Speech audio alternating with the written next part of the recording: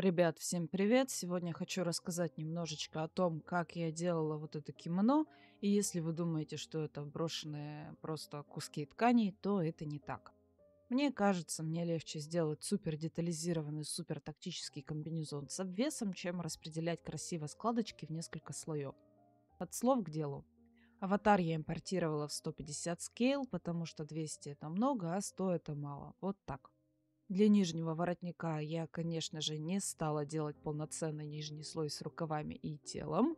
Нижняя часть выглядит вот так, потому что мне нужен от нее только воротник. Начинаю, кстати, всегда с пресета Trim Hardware, воротники на Grain Leisure. Основную часть было довольно легко накинуть на нижнюю, даже не указывала порядок слоев. Сначала делаю вот такую базу без запаха и к ней цепляю рукава, предварительно все замораживая. Выкройка у кимоно, кстати, очень простая, везде одни прямоугольники. Сложности возникают именно с объемом ткани. У меня аватар в формате FBX из DAZA, поэтому у меня была возможность сделать Т-позу. Если не поставить в Т-позу, то рукава будут висеть слишком низко и в дальнейшем будут мешать нормально расположить пояс. После того, как вроде бы все четенько уложено, делаю запах. На всякий случай всегда сшиваю края, подразумевается, что они должны быть прижаты поясом и так и держаться, но я перестрахуюсь и пришью. В процессе применю усиление и использую пины, чтобы нормально уложить ткань. Все должно быть аккуратно. После изменения ширины ворота пришиваю горловину, естественно, к замороженной выкройке. Конечно же, во время пришивания Marvelous лагает и вообще угрожает вылететь нахуй. Поскольку я сижу на ГПУ симуляции, мне приходится плясать с бубном, чтобы ткань знала свое место. Я частенько использую инструмент Vox Mesh и не забываю про усиление. Для пояса я обычно использую ткань с пресетом Grain Leisure. Можно предварительно заморозить, но я пру на пролом. Даже не назначая порядок слоя, я сшиваю края пояса между собой и ставлю на симуляцию. Когда ткань сядет на место, просто уменьшаю ее ширину прямо в 2D окне, сдаюсь и назначаю поясу порядок слоя равной единице.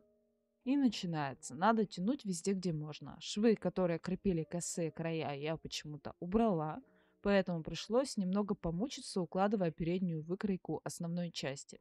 Можете, кстати, прикрепить все булавками, пины, наверное, здесь не очень уместны.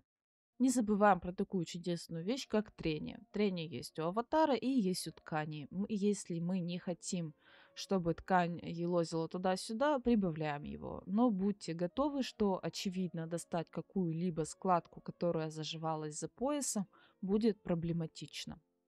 И вот, просто огромная часть работы– это распределение складок. Нужно, чтобы все было красиво и аккуратно. Нигде, чтобы не было зажевываний ткани и прочих сюрпризов.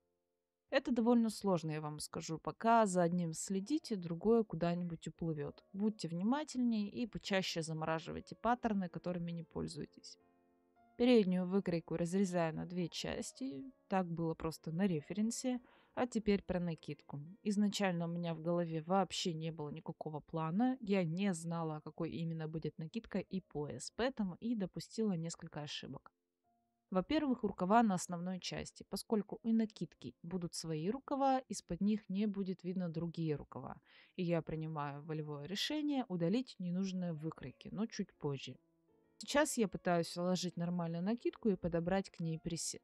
Довольно долго подбирала ширину проймы так, чтобы она перекрывала нижний слой.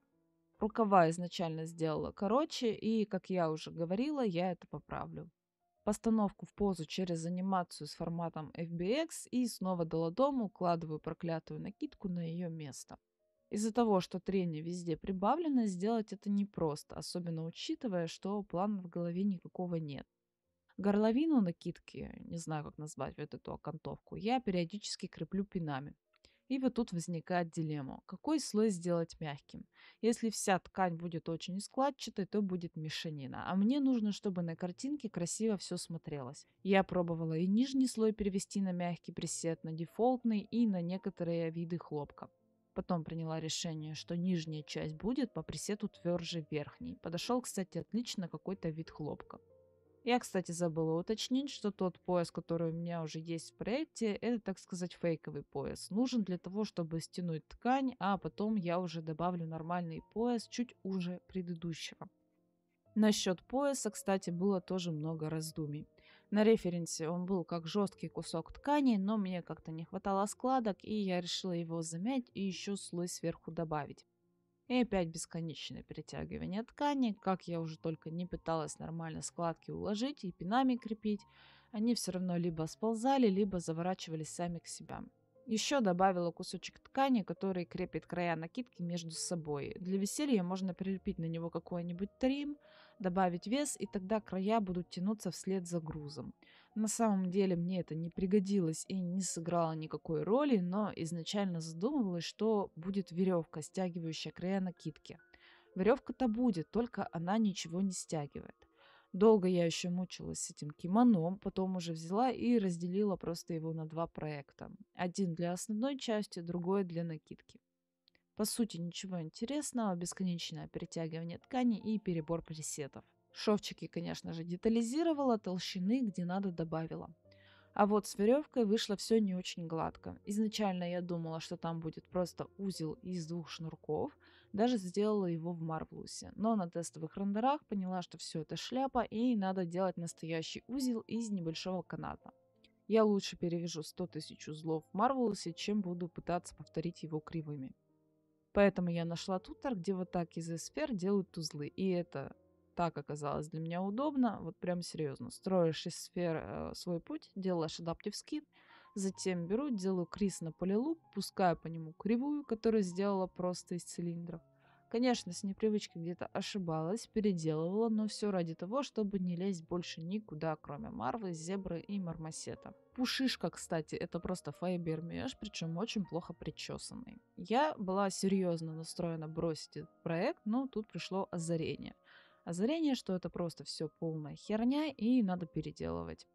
Я побежала обратно в DAS, поменяла позу, закинула в Marvelous, поменяла пресет на хлопковый, заново отбила все шовчики, добавила окантовки по краям и смотрите, что у меня вышло. Я считаю, это намного лучше той дресни, которую я делала до этого. И заново экспорт и рендер. Рендер, кстати, был в Мармосете, текстуры какие-то из Substance Source, какие-то из Мармосета, какие-то просто залежало из моих архивов.